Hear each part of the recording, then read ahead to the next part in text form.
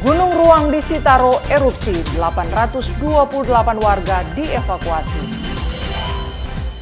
Polisi tangkap pria terduga cabul anak di bawah umur. Tradisi Lebaran Ketupat di Manado, simbol toleransi beragama.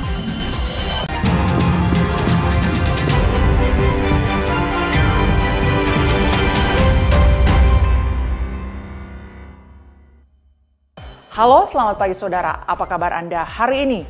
Jumpa lagi dalam Kompas Manado Pagi, edisi hari ini Kamis 18 April 2024. Selain 3 informasi tadi, kami juga telah menyiapkan sejumlah informasi menarik lainnya yang dihimpun tim redaksi Kompas TV Manado. Bersama saya, Yanemi Kesingal, inilah Kompas Manado Pagi selengkapnya.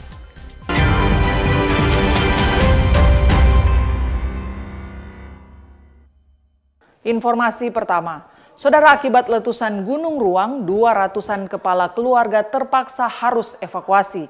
Proses evakuasi berlangsung hingga Rabu siang.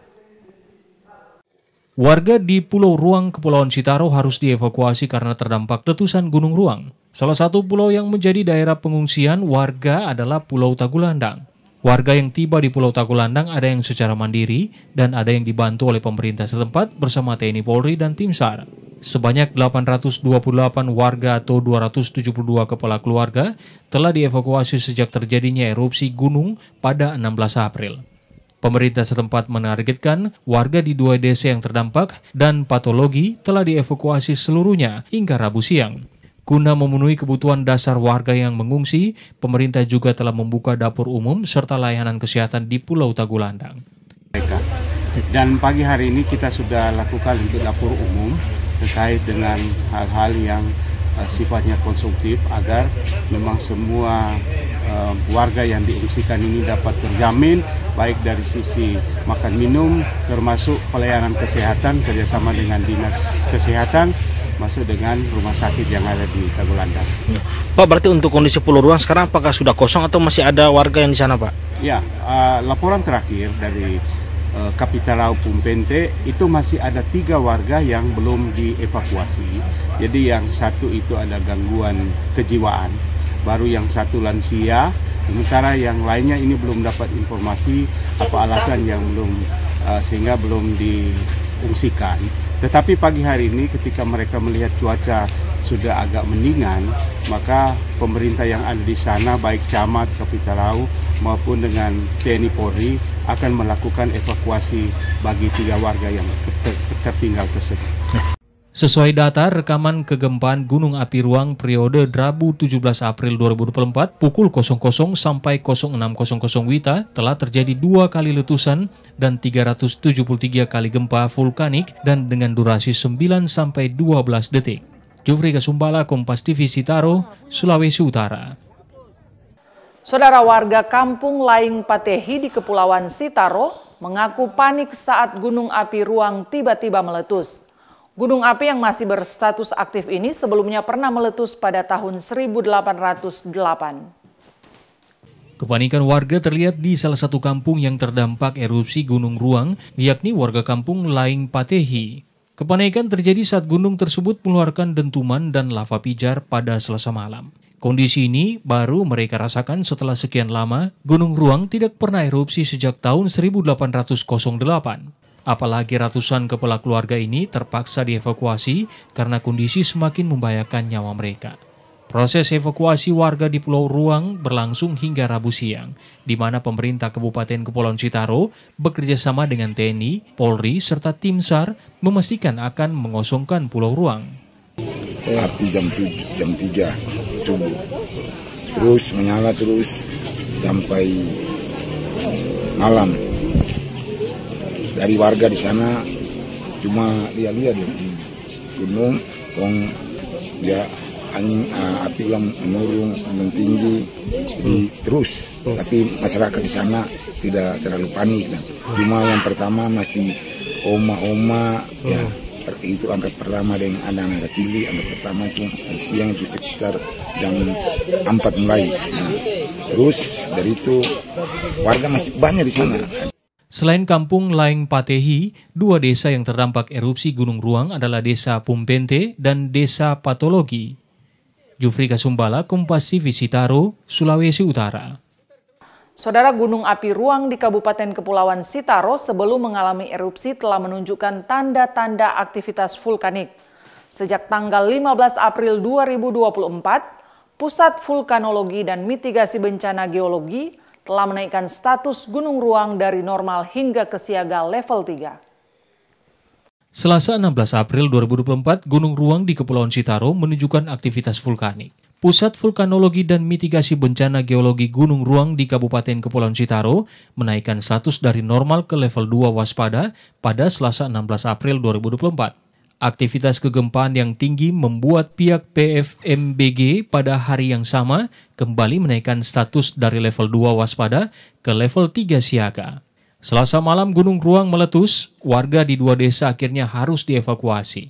Larangan beraktivitas di radius 4 km dari kawah aktif Gunung Ruang. Jufri Kasumbala, Kompas TV Sitaro, Sulawesi Utara. Sementara itu, Saudara, Polda Sulawesi Utara mengirim personel guna membantu warga terdampak bencana erupsi Gunung Ruang di Kabupaten Kepulauan Sitaro. Polda Sulut menyiapkan 3 peloton dari Brimob untuk membantu warga terdampak bencana erupsi Gunung Ruang di Kepulauan Sitaro.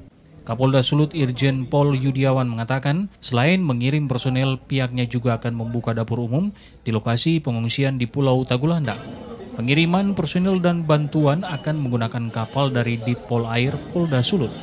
Jadi dengan adanya kejadian erupsi yang terjadi di Gunung Ruang di Kepulauan Sitaro, ya, tepatnya di dekat Tagulandang, bahwa di sana sudah dievakuasi oleh anggota kita bekerjasama dengan instansi terkait kurang lebih sekitar 843 jiwa yang dari dua desa Liang Patehe dan Pumpente, dua desa itu. Dan kita sudah evakuasi kita inapkan di daerah Tagulandang, tepatnya di Balai Pertemuan. Dan kita sudah menyiapkan juga personel dari Brimob, ya, yang nanti mungkin untuk membantu pemerintah daerah dalam dapur umum, termasuk nanti ada bantuan juga. Dan saya sudah koordinasi langsung dengan Kapolres. Jadi sementara masih ditangani di sana, dan saya sudah juga melapor atau menyiapkan berkoordinasi dengan gubernur dan pemerintah daerah. Sebelumnya, Polres Sitaro bersama pemerintah setempat telah membantu proses evakuasi warga dari Pulau Ruang ke Pulau Tagulandang. Aldi Paskol, Kompas TV Manado, Sulawesi Utara. Saudara, Polres Minahasa Utara menyalurkan bantuan sembako bagi warga akibat bencana di beberapa wilayah di Likupang. Penyaluran bantuan ini dipimpin langsung Kapolres AKBP Dandung Putut Wibowo. Bantuan yang diserahkan berupa beras, minyak, dan kebutuhan pokok lainnya. Kapolres Minut AKBP Dandung Putut Wibowo menyerahkan bantuan tersebut kepada warga yang berhak. Sembako yang disalurkan Polres Minahasa Utara ini merupakan wujud empati dan kepedulian serta sebagai bentuk kedekatan Polri dengan masyarakat. Saat ini berada di kamp pemukiman, ada bencana banjir. Namun puji Tuhan semua dapat evakuasi dengan baik dari situasi dan kondisi yang ada, dan kami dari pihak keluarga besar Polres Minahasa Utara saat ini sama-sama turut merasakan hal kesedihan tersebut dengan membawa beberapa bahan makanan pokok. Semoga dapat digunakan dan dapat membantu di dalam beberapa hari ini kaitannya dengan mempersiapkan diri untuk kembali ke rumah masing-masing. Diharapkan bantuan yang disalurkan tersebut bermanfaat dan dapat meringankan beban masyarakat yang sedang tertimpa musibah. Jimmy Dapar, Kompas TV Minahasa Utara, Sulawesi Utara. Saudara, polisi tangkap pria terduga cabul. Informasi ini akan kami hadirkan sesaat lagi. Tetaplah bersama kami di Kompas Manado Pagi.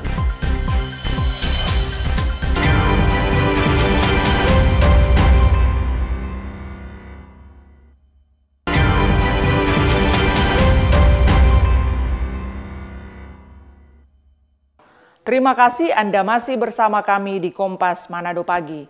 Informasi selanjutnya, saudara, petugas Satreskrim Polres Minahasa Selatan berhasil menangkap seorang pria terduga pelaku persetubuhan terhadap anak di bawah umur di Minahasa Selatan. Pelaku merayu korban dengan cara berjanji akan menikahi korban jika hamil. Seorang pria terduga pelaku tindakan persetubuhan terhadap seorang anak di bawah umur berhasil diamankan petugas Satreskrim Black Dragon Polres Minahasa Utara pada hari Rabu dini hari. Pria terduga pelaku yang berinisial JT 21 tahun ini berhasil merayu korban yang masih bersekolah dengan berjanji akan menikahi korban jika korban nantinya hamil. Dalam konferensi pers di Mapolres Minut pada hari Sabtu sore, Kasat Reskrim Polres Minahasa Utara Ibtu Andi Ilham Ferdian Martadinata menjelaskan bahwa pelapor yang adalah orang tua korban yang berinisial KK membuat laporan pengaduan di mana anak mereka sudah tidak pulang ke rumah sejak tanggal 10 April 2024. Selanjutnya, petugas tim Opsnal Satreskrim Black Dragon Polres Minahasa Utara langsung bergerak dan mendapatkan informasi keberadaan pelaku dan korban di sebuah lokasi kos-kosan di Kota Manado. Pelaku dan korban kemudian langsung diamankan petugas dan dibawa ke Mapolres Minahasa Utara. LP ini masuk pada tanggal 12. Dilaporkan oleh ibu yang bersangkutan, ibu korban, bahwasanya anak ini sudah 3 hari. Sudah 3 hari, 4 hari tidak pulang ke rumah, dan bahwasannya kita menemukan inisial JT yang bersangkutan adalah Paitua, pacar. Ya. Jadi yang bersangkutan kita dapati sebagai statusnya pacarnya dari kesaksian korban, ya, adalah pacarnya. Kita sudah kembangkan bahwasanya perkara ini. Jadi pada saat sudah berjalan kurang lebih 5 hari kita temukan bersama dengan pacarnya. Lokasi ditemukan, Pak? Untuk lokasi di Manado. Untuk lokasi ditemukan di Manado. Jadi pada saat tim sedang mencari keterangan-keterangan, mengembangkan bukti-bukti bahwasanya berada di Manado dan sempat tinggal di kos-kosan. Selanjutnya, kepada pelaku akan dijerat dengan pasal 81 ayat 2 Undang-Undang RI nomor 35 tahun 2014 tentang perubahan atas Undang-Undang nomor 23 tahun 2002 tentang perlindungan anak dengan ancaman hukuman penjara paling lama 15 tahun. Edward Siwi, Kompas TV, Minahasa Utara, Sulawesi Utara. Sementara itu, saudara, petugas kepolisian berhasil menangkap seorang pria terduga pelaku pembunuhan terhadap anak tirinya, di mana baru-baru ini ditemukan sisa-sisa mayatnya yang tinggal tengkorak saja di Desa Tateli, Kabupaten Minahasa, Sulawesi Utara. Seorang pria DPO kasus penganiayaan hingga meninggal berinisial DP alias Darius, terduga pelaku pembunuhan terhadap anak tirinya yang berusia 13 tahun bernama Elizabeth Nanak, yang ditemukan tengkoraknya baru-baru ini di Desa Tateli, Kabupaten Minahasa, Sulawesi Utara, berhasil dibekuk petugas kepolisian saat hendak melarikan diri menggunakan kapal KM Yamdena yang sedang sandar di Pelabuhan Ulu Sihau.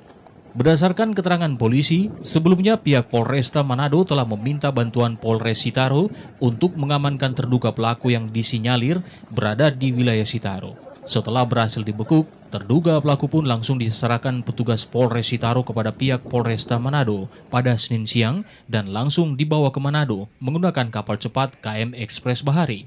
Menurut Kasat Reskrim Polresta Manado Kompol Maidiana Sitepu saat konferensi pers di Mapolresta Manado pada Senin malam, terduga pelaku diduga melakukan penganiayaan menggunakan senjata tajam terhadap korban sehingga meninggal dunia. Kalau antara korban dengan pelaku, ya, dengan ibu si korban hubungannya pacar, ya, sedangkan untuk korban yang ditemukan terakhir kali itu merupakan anak kandung dari pacarnya. Untuk statusnya, status dari pelaku sendiri saat ini, Bu? Statusnya maksudnya? Status untuk sudah ditetapkan tersangka? Untuk penetapan tersangka kita masih melakukan pemeriksaan dulu, ya, karena kan untuk menentukan dia penetapan tersangka masih ada langkah-langkah yang harus kita. Tapi untuk dugaan awal kita katakan juga bahwa si DP ini adalah terduga.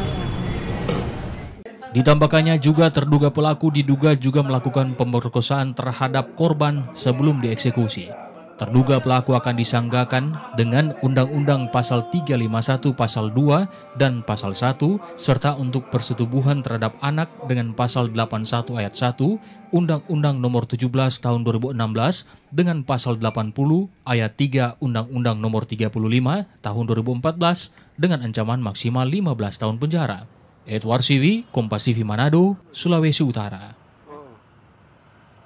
Sementara itu, Saudara, Satreskrim Polres Minahasa Utara berhasil membekuk 2 pelaku pelemparan batu yang viral di media sosial. Kedua pelaku tersebut terpaksa dilumpuhkan dengan timah panas karena melawan petugas saat hendak ditangkap. Beredar di media sosial perihal dengan adanya teror pelemparan batu terhadap kendaraan roda 4 di Minahasa Utara pada beberapa waktu lalu viral di media sosial. Tak menunggu lama, para pelaku berhasil diungkap kepolisian dan terduga pelaku sebanyak 3 orang berhasil ditangkap. Teror pelemparan batu di Minahasa Utara berhasil ditangkap oleh tim Opsnal Polres Minahasa Utara dan 2 orang diantaranya diberikan tindakan tegas terukur dengan menembak kedua kaki karena mencoba melawan petugas saat diamankan. Para pelaku berhasil diamankan di tempat persembunyiannya di salah satu rumah kos-kosan di wilayah Armadidi. Di mana pelempar batu ini sudah disebut teror. Kenapa saya katakan teror? Karena ini sudah sangat meresahkan sekali. Karena akan mengena kepada siapa saja yang melintas di wilayah Minahasa Utara. Dan puji Tuhan, mereka semua saat ini sudah ada di kandangnya masing-masing. Sudah kita kasih hadiah dengan tindakan tegas dan terukur. Kiranya juga bagi teman-temannya yang saat ini masih melarikan diri, yang ada di luar daripada Sulawesi Utara, masih ada 3 orang lagi. Saya berharap sebelum kami yang menjemput lebih baik kembali dan menyerahkan diri ke tempat kita ini. Sementara itu, Kasat Reskrim Polres Minahasa Utara Ibtu Ferdian Martadinata mengatakan bahwa selain tersandung kasus pelemparan batu, kedua pelaku tersebut juga terlibat kasus pencurian kendaraan bermotor atau curanmor. Perkara viral yaitu pelemparan batu yang terjadi beberapa belakangan hari ini. Jadi kita langsung menindaklanjuti kurang lebih 3 hari. Jadi disampaikan oleh Bapak Kapolres AKBP Danul Putu Wibowo, SKSHMH, bahwasanya kita 3 hari sudah menyelesaikan semua perkara-perkara viral yang ditunggakan di Satreskrim khususnya. Ya, kita melaksanakan kegiatan ini selama 3 hari dan kita berhasil mengamankan 4 yang diduga sebagai pelaku, dan kita mengamankan barang bukti sebanyak 3 kendaraan roda 2. Untuk mempertanggungjawabkan perbuatannya, para pelaku dikenakan pasal 363 KUHP dengan ancaman hukuman 5 tahun penjara. Jimmy Dapar, Kompas TV Minahasa Utara, Sulawesi Utara. Sementara itu, Saudara, Polres Minahasa Selatan menangkap 4 terduga pelaku pencurian kabel tembaga di salah satu perusahaan di Desa Kapitu, Kabupaten Minahasa Selatan. 4 orang tersangka pencurian kabel tembaga ini terancam 9 tahun penjara. Mereka mencuri kabel tembaga yang berada di perusahaan Kelapa Jaya Lestari yang berada di Desa Kapitu, Kecamatan Amurang Barat. Dari 7 tersangka pencurian, polisi masih mengejar 3 tersangka lainnya yang diketahui telah melarikan diri keluar daerah. Salah satu otak pencurian ini yakni tersangka SL berhasil ditangkap petugas di wilayah Halmahera Timur. Peristiwa pencurian tersebut dilakukan oleh 7 tersangka yang diamankan oleh Polres Minahasa Selatan sekarang ini 4 orang tersangka, sedangkan untuk 3 orang tersangka lainnya melarikan diri di Kabupaten Halmahera. Selanjutnya, tim Resmob Polres Minahasa Selatan melakukan penyelidikan di Kabupaten Halmahera dan diamankan 1 orang tersangka yang bernama Sudarso Lebu yang merupakan otak dari peristiwa pencurian tersebut. Terhadap para tersangka dapat dikenakan dengan pasal 363 KUHP dengan ancaman hukuman maksimal 9 tahun penjara. Para pelaku awalnya bekerja di perusahaan tersebut sebagai pemasang kabel listrik. Mereka kemudian beraksi pada malam hari dengan memanjat beton pembatas, kemudian menjual kabel tembaga yang dicuri ke pengepul di Kota Manado. Guna penyelidikan lebih lanjut, para pelaku ini ditahan di Mapolres Minahasa Selatan. Aldi Paskual, Kompas TV Minahasa Selatan, Sulawesi Utara. Ditinggal pergi rumah warga di Kelurahan Pobundayan, Kecamatan Kota Mobagu Selatan, Sulawesi Utara, hangus terbakar. Api dengan cepat membakar seluruh isi rumah yang ditinggal pemiliknya terletak di kawasan padat penduduk, Kelurahan Pobundayan, Kecamatan Kota Mobagu Selatan, Sulawesi Utara. 3 unit kendaraan pemadam kebakaran milik pemerintah Kota Mobagu dikerahkan untuk memadamkan api agar tidak berdampak di rumah lainnya, dan api berhasil dipadamkan 30 menit kemudian. Akibat kebakaran ini, sebagian besar isi rumah ludes terbakar dan sebagian lagi dievakuasi warga keluar rumah. Menurut warga yang melihat pertama kali kejadian ini mengatakan, asap tebal yang disertai api terlihat keluar dari bagian atap rumah dan membuat heboh warga sekitar. Kronologi awal kebakaran ini, Pak? Memang kalau ada pelai dari atas, kita dari belakang lari. Dari belakang lari, api sudah naik sekitar. Ada api mulai dari, kayaknya dari dalam rumah itu api. Pak, rumah ada orang, Pak? Informasi kosong. Jadi DP barang-barang sempat diselamatkan enggak, Pak, waktu kebakaran? Pas masih ada kursi, ada beberapa yang lain yang masih sempat barang-barang baju-baju. Sebagian masih ada yang selamat. Alhamdulillah yang ada korban jiwa. Berarti waktu kebakaran rumah dalam keadaan kosong, Pak, ya? Kosong, Pak. Belum diketahui pasti apa penyebab kebakaran ini, sebab saat kejadian terjadi rumah dalam keadaan kosong tak berpenghuni. Rahman Rahim, Kompas TV, Kota Mobagu, Sulawesi Utara. Saudara, tradisi Lebaran Ketupat simbol toleransi beragama akan kami hadirkan informasinya sesaat lagi. Tetaplah bersama kami di Kompas Manado Pagi.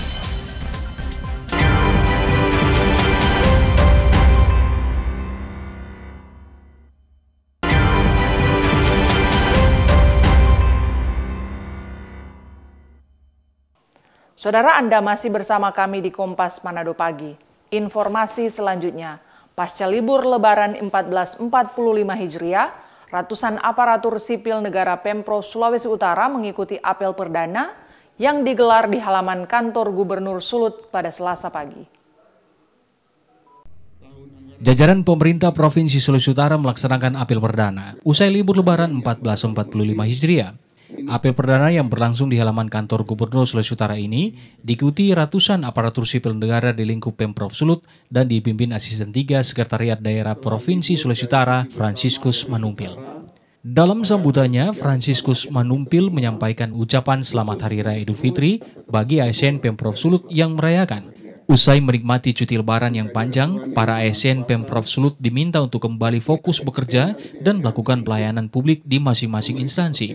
Setelah libur cuti bersama kurang lebih 10 hari, saya kira kita kembali bekerja untuk fokus dalam bekerja karena masih banyak pekerjaan yang harus kita selesaikan, terutama di minggu ini ada LKPJ, kemudian kegiatan-kegiatan administrasi keuangan dan teknis pembangunan harus jalan terus.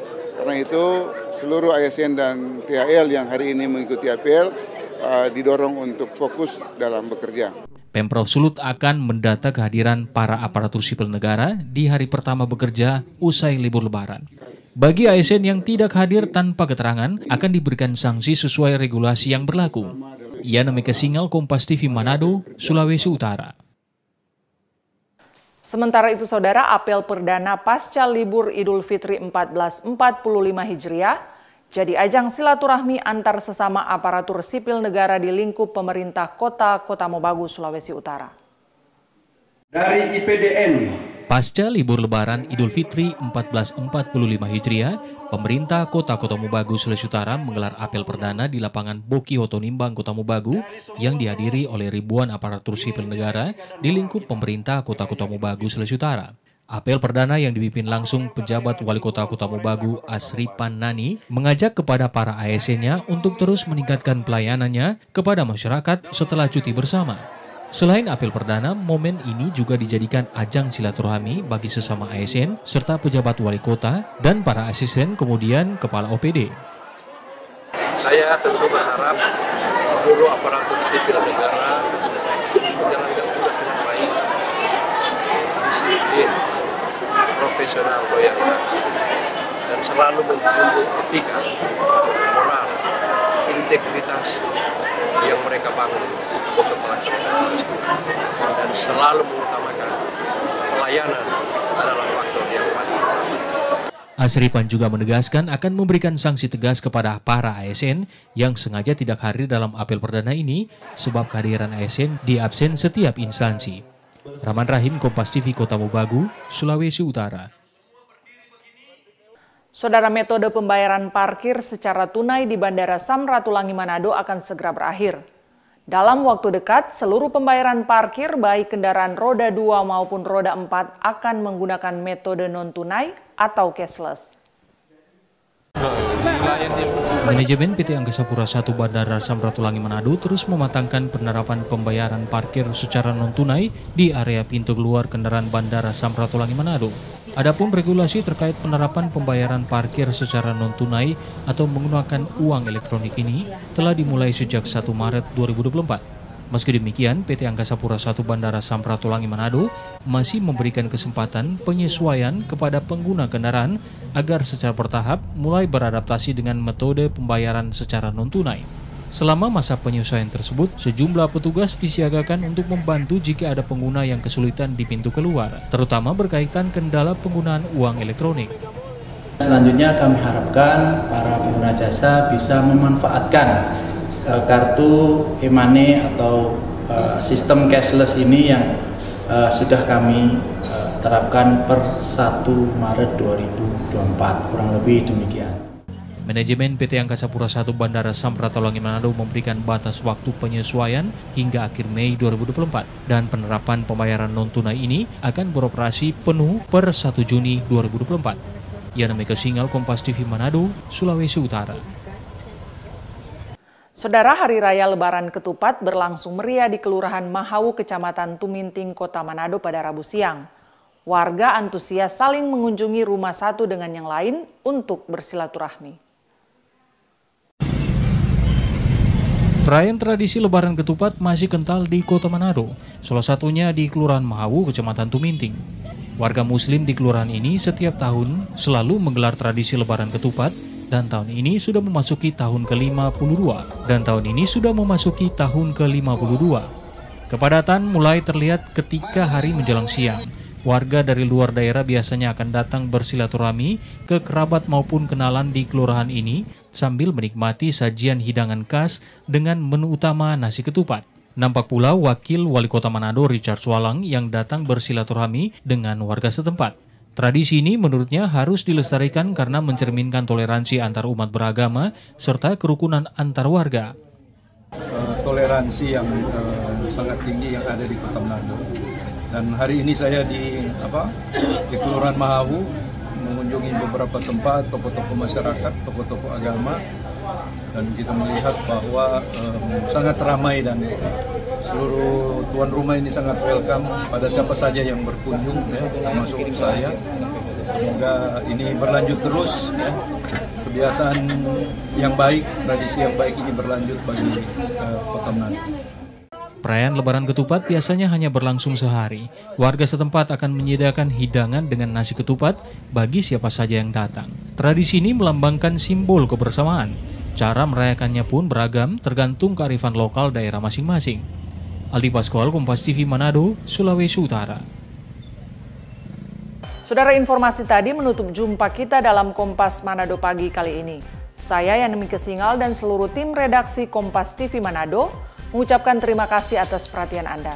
Selamat pagi, selamat beraktivitas, dan sampai jumpa.